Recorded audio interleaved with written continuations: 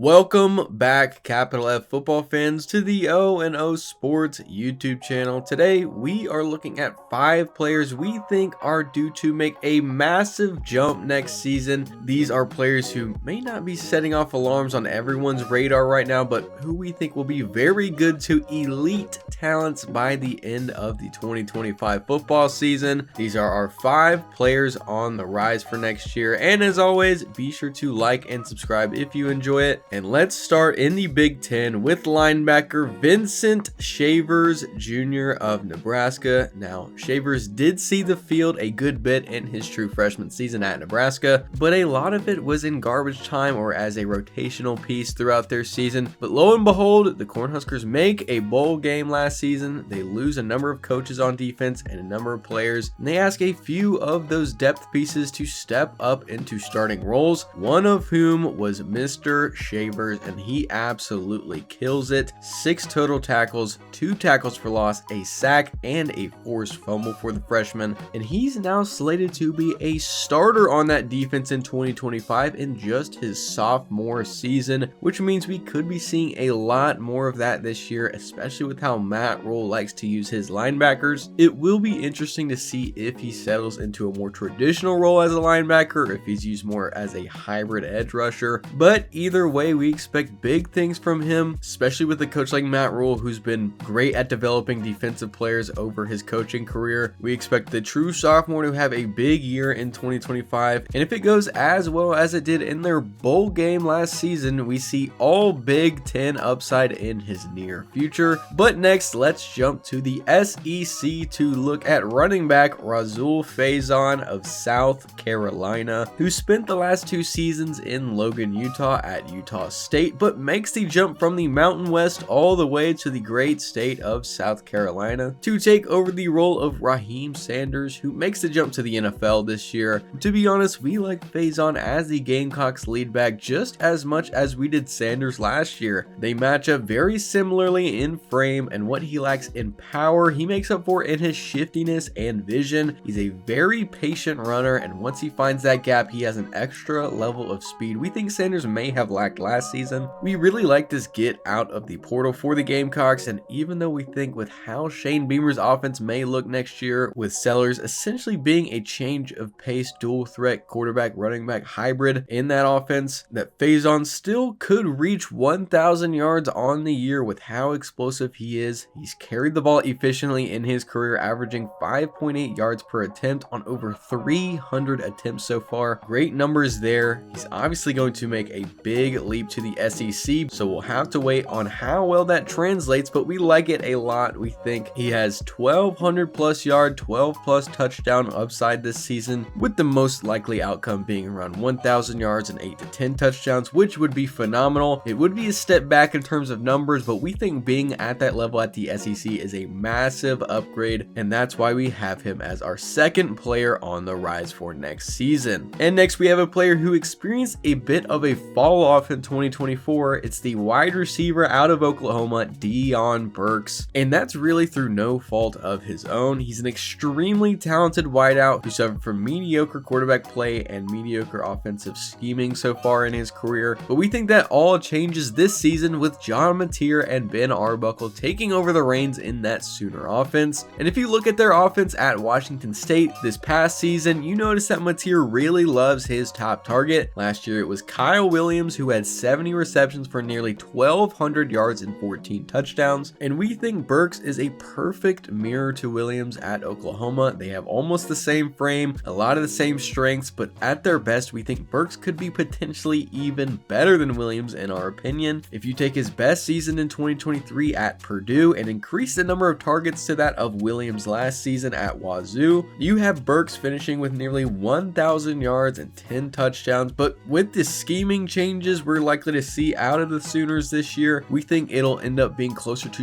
1,200 yards and 15 touchdowns for the wideout. We think the sky is the limit for him and that offense with Mateer and Arbuckle at the helm, and we're excited to see it play out. And next, let's jump back to the other side of the ball to look at the defensive lineman for Syracuse, Murad Watson, who was a 24/7 Sports freshman All-American in 2024. He had a monster freshman season, going for 13 solo tackles tackles, 2 tackles for loss, a sack, and a pass defense in just 10 games in 2024 as a true freshman. One of the best freshman defensive linemen in the country, and he's slated to be the full-time starter for the Orange in 2025, which means those stats are about to shoot through the roof, especially since they do lose edge rusher Fadil Diggs to the NFL. We think they are going to lean on him and the interior defensive lineman to carry the weight of that line next year, and I see no better option to have carried that weight than Watson. He's a proven gap filler at tackle, great run stopper, one of the highest graded true freshman linemen in the country according to PFF, and he's already proven in his lone season with the program that he's going to be a playmaker. He made the second most tackles on the line behind Fadil Diggs last year, and that was with experienced linemen in Rashard Perry and Kevin Jobity in that interior. He surpasses them, and we're really excited to see what Fran Brown and Elijah Robinson have in store for him and that unit in 2025. They massively overachieved last year in Fran Brown's first season. Elijah Robinson had that defensive line working very well, and the second season with those coaches, with that program, should be even better, especially for a guy like Murad Watson. And with that, let's jump to our last player of the video.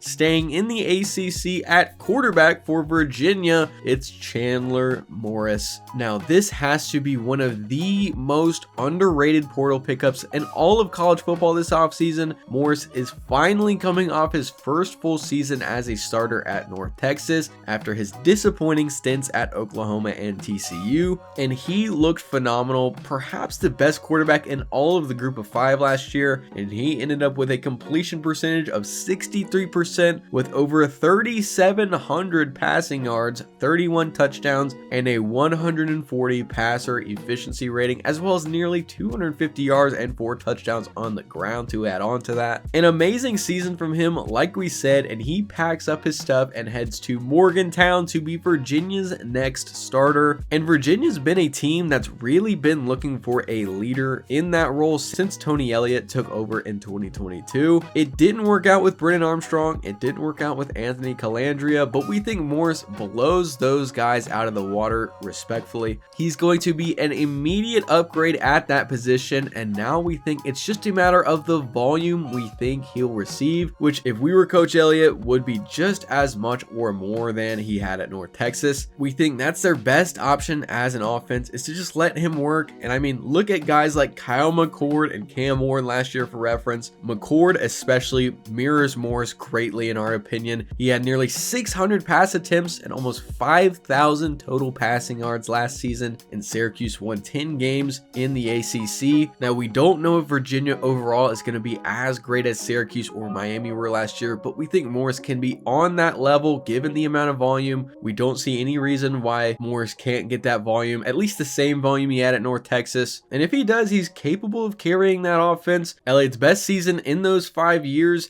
is 5 wins. We think they exceed that, get to 7 or 8 most likely with this addition, and that's why he's rounding out our list of our top 5 players on the rise for 2025. And with that, thank you for watching. As always, be sure to like and subscribe if you enjoyed it. It helps us out a lot. We will see you in the next one.